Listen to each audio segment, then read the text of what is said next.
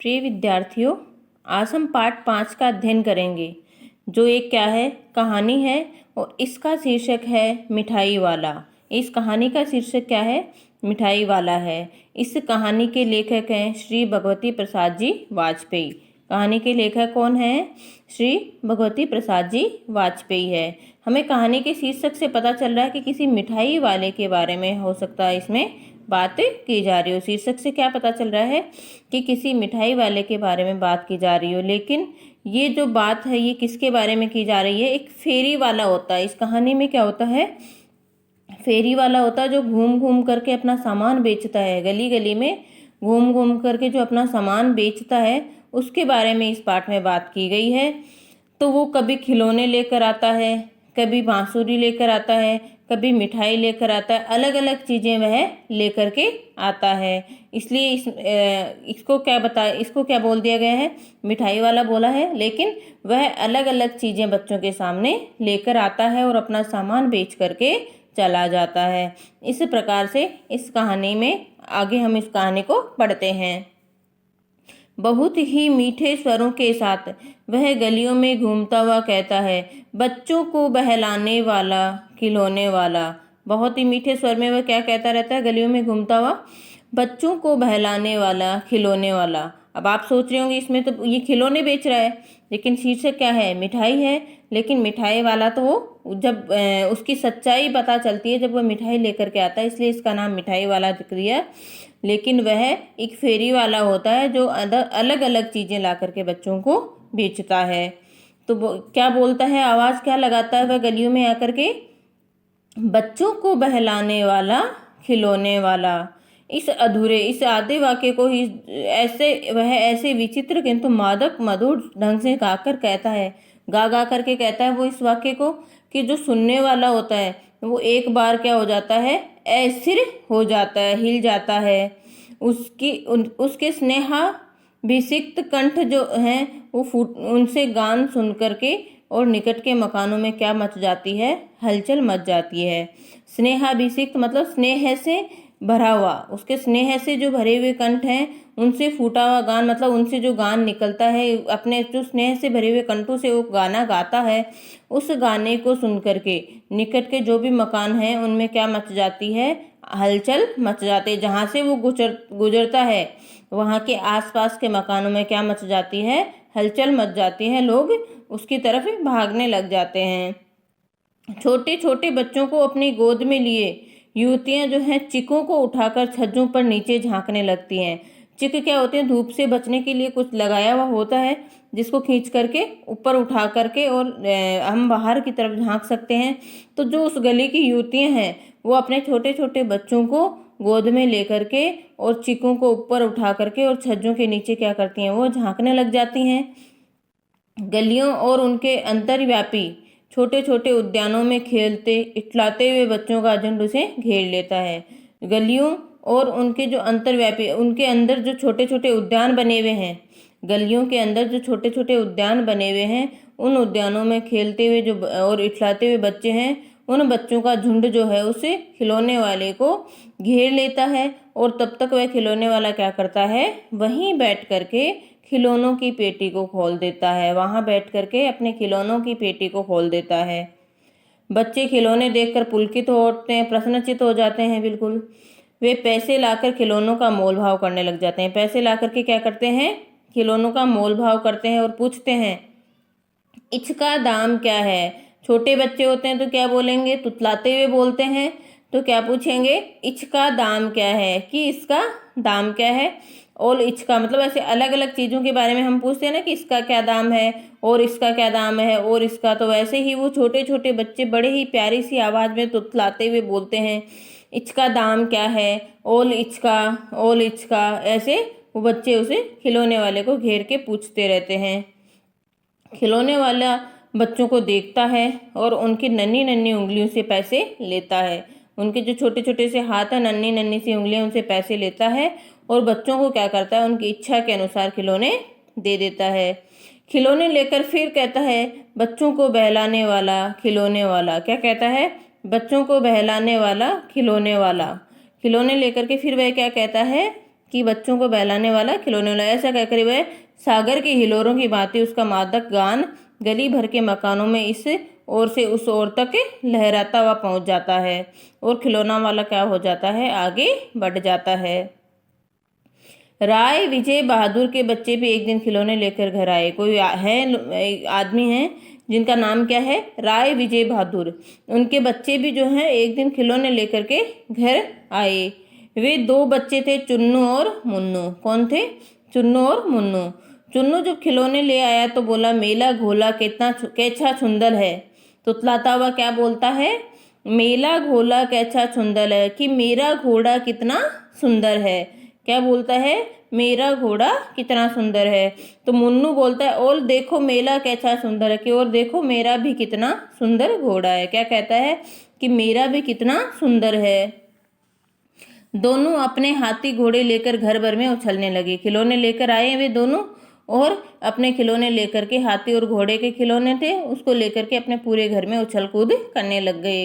इन बच्चों की माँ रोहिणी, इन बच्चों की माँ का क्या नाम था, रोहिणी, कुछ देर खड़े खड़े उनका खेल निरखती रही, देखती रही। अंत में दोनों बच्चों को बुलाकर पूछा, अरे ओ चुन्नू मुन्नू, ये खिलौने तुमने कितने में लिए हैं। वो क्या पूछती है, कि खिलौने तुमने कितने पैसे में लिए।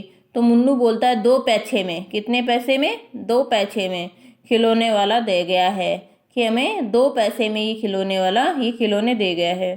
रोहिणी सोचने लगी, इतने सस्ते में कैसे दे गया। रोहिणी क्या सोचती है, कि ये खिलौने इतने सस्ते में कैसे दे गया, कैसे दे गया, ये तो बड़ी वही जाने, कि कैसे दे गया है ये तो वही जाने, लेकिन दे करके तो गया है, इतना तो निश्चय है।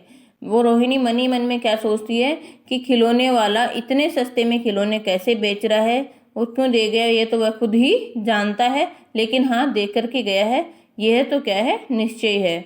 एक जरा सी बात ठहरी, ये तो कोई एक छोटी सी बात थी। रोहिणी अपने काम में लग गई। फिर कभी उसे इस तरह का विचार करने की आवश्यकता भी भला क्यों पड़ती। फिर उसे वापस इस तरह की बात करने की आवश्यकता नहीं पड़ी। देखा ये खिलौने वाला कैसे सुंदर सुंदर रंग बिरंगे खिलौने लिए हुए हो। बच्चे इसको क्या कर रखे हैं, चारों तरफ से घेर रखे हैं। बच्चों ने क्या कर रखा है, चारों तरफ से इस खिलौने वाले को घेर के रखा हुआ है। इस तरह से आपको ये एक समझ में आ गया होगा कि किस तरह से खिलौने वाला आता है, और वहाँ पे बगीचे में खेलने वाले बच्चे, गली में जो भी बच्चे हैं वो उसको घेर लेते हैं, और वो बड़े ही प्यार से उन बच्चों को खिलौने दे कर के चला जाता है। फिर वो कई दिनों तक नहीं आता है। 6 महीने बाद, उसके बाद में 6 महीने बाद में नगर भर में 2-4 दिन से एक मुरली वाले के आने का समाचार फैल गया। नगर भर में एक मुरली वाले के आने का समाचार फैल गया। लोग कहने लगे, भाई वाह है, मुरली बजाने में तो वह क्या है, एक उस्ताद ही है, बिल्कुल चतुर है, तेज है, उस्ताद है। मुरली बजा कर गाना सुनाकर वह मुरली बेचता भी है। मुरली वाला क्या करता है, मुरली बजाता है, गाना सुनाता है, और क्या करता है, फिर अपनी मुरलियाँ बेचता है। सो भी कितने पैसे में, 2-2 पैसे में बेच रहा है। क्या कह रहे हैं, देखो कि 2-2 पैसे में वो मुरलियाँ बेच रहा था। भला इसमें उसे क्या मिलता होगा, मेहनत भी तो नहीं आती होगी भाई। 2 पैसे में मुरलियाँ बेच करके उसे क्या मिलता होगा, उससे तो उसकी मेहनत भी नहीं निकलती होगी। तो एक व्यक्ति ने पूछ लिया, कुछ लोग कह रहे थे, तो एक व्यक्ति पूछता है, कैसा है मुरली वाला, मैंने तो उसे देखा भी नहीं भाई, मुरली वाला दिखने में कैसा है। तो लोग क्या कहते हैं, उम्र तो उसकी अभी अधिक नहीं होगी, यही 30-32 का होगा, 30-32 साल का होगा। दुबला पतला और गोरा युवक है, बीकानेरी रंगीन साफा बांधता है। उसकी पहचान कैसे बताई है, कि उम्र तो उसकी अभी नहीं ज़्यादा होगी, कितने साल का लग रहा है, 30-32 साल का है, और कैसा है, दुबला पतला और गोरा युवक है, बीकानेरी रंगीन साफा बांधता है। तो वो क्या कह रहा है, आदमी जिसने पूछा था, वही तो नहीं जो पहले खिलौना बेचा करता था, कि वही तो नहीं है कि जो पहले खिलौना बेचा करता था। तो जिसने उत्तर दिया वो क्या कह रहे हैं, क्या वह पहले खिलौने भी बेचा करता था। इस तरह से पूरे नगर भर में उसके बारे में क्या होने लग गए, चर्चे होने लग गए, कि वे मुरली बेचने वाला वही होगा जो पहले क्या कर रहा था, खिलौने बेचता था। हाँ जी, हाँ, जो आकार प्रकार तुमने बताया है उसी प्रकार का वह भी था। वो क्या कह रहा है, जो पूछ रहा था वो क्या कह रहा है कि जो आकार प्रकार तुमने उस आदमी के नयन नक्श जो बताए हैं वो वैसे ही हैं। कैसे हैं? जो पहले खिलौने बेचा करता था। तो वो कह रहा है वो ही होगा। पर भाई है एक उस्ताद, बहुत ही अच्छी मुरली बजाता है, एक उस्ताद है। प्रतिदिन इसी प्रकार वह मुरली वाले की चर्चा होती। प्रतिदिन नगर की प्रत्येक गली में उसका मादक मृदुल स्वर, बहुत ही मीठा और मन को मोहित करने वाला जो स्वर है वो सुनाई पड़ता। बच्चों को बहलाने वाला मुरली वाला, क्या आवाज लगाता वो? बच्चों को बहलाने वाला मुरली वाला। रोहिणी ने भी मुरली वाले का ये स्वर सुना। तुरंत ही उसने खिलौने वाले का स्मरण हो आया। उसे क्या हो गया? तुरंत ही खिलौने वाले की याद आ गई। उसने मन ही मन कहा, खिलौने वाला भी इसी तरह गा गा करके क्या करता था? खिलौने बेचा करता था। मन ही मन क्या सोचा कि खिलौने वाला भी इसी तरह से खिलौने बेचा करता था गा गा करके। रोहिणी उठकर अपने पति विजय बाबू के पास गई कि जरा उस मुरली वाले को बुलाओ तो चुन्नू मुन्नू के लिए ले लूँ। वो क्या कहती है कि उस मुरली वाले को बुलाओ तो मैं उस चुन्नू मुन्नू के लिए मुरली ले लूँ। क्या पता ये फिर वापस इधर आए या नहीं आए बेचने के लिए। वे भी जान पड़ता है पार्क में खेलने के लिए निकल गए हैं। रोहिणी अपने पति विजय बाबूजी से क्या कहती है कि उस मुरली वाले को बुलाओ, चुन्नू मुन्नू के लिए मैं मुरली ले लूं। पता नहीं ये वापस आए या नहीं आए। और लगता है जो चुन्नू मुन्नू है वो कहाँ निकल गए हैं? पार्क में खेलने निकल गए हैं। विजय बाबू समाचार पढ़ रहे थे, पत्र पढ़ रहे थे। उसी तरह उसे लिए वे दरवाजे पर आकर के मुरली वाले से क्या कहते हैं, क्यों भाई, किस तरह देते हो मुरली? मुरली कैसे देते हो? तो किसी की टोपी गली में गिर पड़ी, किसी का जूता पार्क में छूट गया और किसी की सौंतनी किसी का गया पजामे को ढीली होकर के लटक गई। इस तरह दौड़ते हुए बच्चों का झुंड आ पहुंचा। एक स्वर में सब बोल उठे, अम्बी लेन दे मुरली, अम्बी लेन दे। क्या कह रहा है कि उसने विजय बाबूजी ने जैसे ही पूछा कि क्यों भाई, कितने की दे रहे हो, इतने में सारे के सारे बच्चे जो हैं, बच्चों का झुंड वहां तक आ जाता है और बच्चे भाग करके आते हैं। इसलिए किसी की टोपी गिर जाती है गली में, किसी का जूता पार्क में ही छूट जाता है मुरली लेने की इच्छा से उनके, और किसी का पजामा ही ढीला होकर के लटक जाता है। लेकिन उन्हें मुरली लेनी थी तो वो दौड़ते हाँफते हुए आ जाते हैं। पूरे बच्चों का झुंड वहां आ जाता है और सारे एक स्वर में क्या बोलते हैं, अम्बी लेन दे मुरली, अम्बी लेन दे मुरली, अर्थात हम भी मुरली लेंगे, हम भी मुरली लेंगे। मुरली वाला हर्ष गदगद हो उठता है। मुरली वाला उन बच्चों को देख करके बहुत ही अंदर प्रसन्नचित्त हो जाता है, गदगद हो जाता है।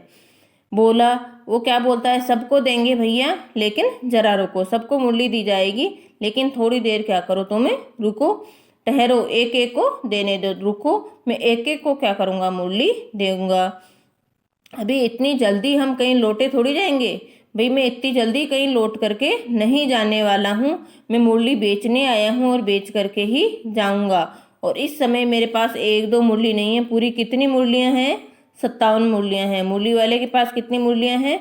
कुल 57 मुरलियाँ हैं। फिर वह क्या करता है, विजय बाबूजी की ओर इशारा करके पूछता है। विजय बाबूजी जो उसे मुरली का दाम पूछ रहे थे उनसे पूछ रहे हैं, हाँ बाबूजी, क्या पूछा था आपने, कितने में दी? दी तो वैसे 3-3 पैसे के हिसाब से हैं, पर आपको कितने पैसे में दे दूंगा? 2 पैसे में, 2-2 पैसे में दे दूंगा। वो क्या कह रहा है, वैसे दे तो मैं 3-3 पैसे में रहा हूँ, लेकिन आपको कितने पैसे में दे दूंगा? 2 पैसे में दे दूंगा। ये हर बेचने वाले की आदत होती है। जब भी कोई सामान बेचने को होता है तो कहता है कि मैं बाहर तो इतने में दे रहा हूँ, आपको कम में दे दूंगा, चाहे वो बाहर भी कम में ही बेच रहा हो। इसी तरह से मुरली वाले ने बताया।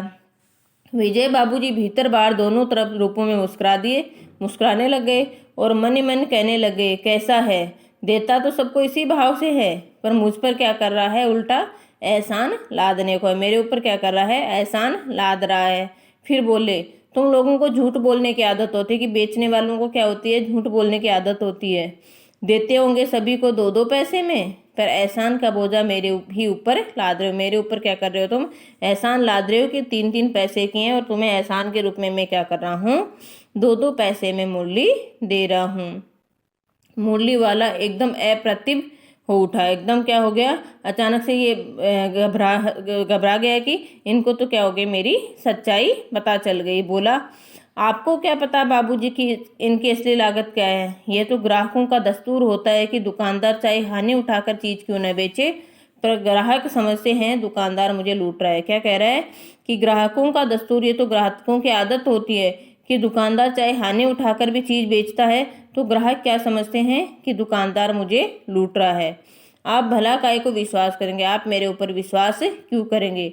लेकिन सच पूछिए तो बाबूजी असली दाम जो है वो क्या है, 2 पैसे ही हैं। आप कहीं से 2 पैसे में ये मुरली नहीं पा सकते हैं। आप जो है मुरली 2 पैसे में कहीं से भी प्राप्त नहीं कर सकते हो। मुझे ये 2 पैसे में क्यों मिल गई हैं, क्योंकि मैंने पूरी 1000 बनवाई थी तब मुझे इस भाव में मिली है। मुझे इस भाव में क्यों मिली हैं, क्योंकि मैंने पूरी 1000 मुरली बनवाई थी, इसलिए मुझे 2 पैसे में बनी है। नहीं तो आपको ये कहीं भी 2 पैसे में नहीं मिलेंगी। विजय बाबूजी बोलते हैं, अच्छा मुझे ज़्यादा वक्त नहीं है, मेरे पास ज़्यादा वक्त नहीं है, जल्दी से दो ठो निकाल दो, 2 मूलियाँ निकाल दो। 2 मूलियाँ लेकर विजय बाबू फिर मकान के भीतर पहुँच गए। मुरली वाला देर तक उन बच्चों के झुंड में मुरलियाँ बेचता रहा। उसके पास कई रंग की मुरलियाँ थी। बच्चे को जो रंग पसंद आए मुरली वाला उसी रंग की मुरलियाँ निकाल करके देता है। जो रंग बच्चे पसंद कर रहे थे मुरली वाला वही रंग उन बच्चों को दे रहा था। यह बड़ी अच्छी मुरली है, तुम यही ले लो। बच्चों से कैसे कैसी बातें कर रहा था वो कि ये बहुत अच्छी मुरली है, तुम यही ले लो। राजा बाबू तुम्हारी लायक तो बस यही है। सभी बच्चों को बड़े प्यार से वह कह रहा था। किसी को कह रहा था कि ये तुम मुरली ले लो, किसी को कह रहा था राजा बाबू तुम्हारे लायक तो बस यही है। हाँ भाई तुमको वही देंगे, ये लो। तुमको वैसी चाहिए ना, जैसी जैसी बच्चों को चाहिए थी उनको कह रहे तुमको वैसी चाहिए ना, नारंगी रंग की, अच्छा वही लो। ले आए पैसे, बच्चे को क्या कह रहा है किसी बच्चे को कि ले आए पैसे, तो अच्छा ये लो तुम्हारे लिए, मैंने पहले से ही ये निकाल करके रखी थी। ऐसे बड़े ही प्यार से सबको वो क्या कर रहा था, मुरलियाँ दे रहा था। एक बच्चे को पैसे नहीं मिलते हैं तो वो कह रहा है तुम्हें पैसे नहीं मिले, तुमने अम्मा से ठीक तरह से मांगे नहीं होंगे। क्या कह रहा है कि तुमने अपने अम्मा से ठीक तरह से नहीं मांगे होंगे इसलिए नहीं मिले। कैसे मांगने हैं, धोती पकड़कर पैरों में लिपटकर अम्मा से पैसे मांगे जाते हैं। कैसे मांगे जाते हैं, धोती पकड़ के पैरों में लिपट करके अम्मा से पैसे मांगे जाते हैं। बाबू हाँ फिर आओ, अब की बार मिल जाएंगे, कि जाओ फिर आना, अब की बार तुम्हें पैसे मिल जाएंगे, जाना। फिर किसी को कहता दुअन्नी है तो क्या हुआ, ये लो पैसे वापस। अगर तुम्हारे पास दुअन्नी है, 2 पैसे चाहिए होते हैं, दुअन्नी है तो बाकी के पैसे वापस ले लो। ठीक हो गया ना हिसाब, उसको वापस पैसे दे करके कह रहे हैं कि हो गया ना हिसाब।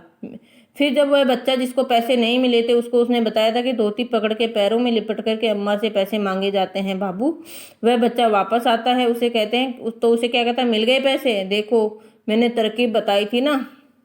अच्छा अब तो किसी को नहीं लेना है, सब ले चुके, तुम्हारी माँ के पास पैसे नहीं हैं। अगर एक बच्चा आता जिसकी माँ के पास में पैसे नहीं होते हैं तो उसको भी वह क्या करता, अच्छा तुम भी ये लो, उसको भी मुरली दे देता है। अच्छा तो अब मैं चलता हूँ, ऐसा कह करके मुरली वाला फिर आगे बढ़ जाता है। ऐसा कह करके क्या होता है, मुरली वाला आगे बढ़ जाता है। इस तरह से आगे का पार्ट हम आगे वाले वीडियो में पढ़ेंगे। इसमें हमें क्या ध्यान रखना, सबसे पहले मुरली वाला क्या लेकर के आता है, सबसे पहले फेरी वाला क्या लाता है, खिलौने लेकर के घूमता रहता है। सबसे पहले क्या लेकर के घूमता है, खिलौने लेकर के घूमता है। उसके बाद में वो क्या लेकर के आता है, मुरली लेकर के आता है। वो क्या लेकर के आता है, मुरलियाँ लेकर के आता है। और बच्चों को बड़े ही प्यार से वह क्या करता है, मुरलियाँ बहुत कम पैसे में ही दे देता है। इस तरह आगे वह क्या लेकर आएगा, मिठाई लेकर के आता है, जिसके बारे में हम क्या करेंगे, आगे वाले वीडियो में अध्ययन करेंगे। इस पाठ को बहुत ही अच्छी कहानी है, इसे आप पढ़ना और जो भी आपको ओबीटी मिले उसे आप पूर्ण करना। धन्यवाद।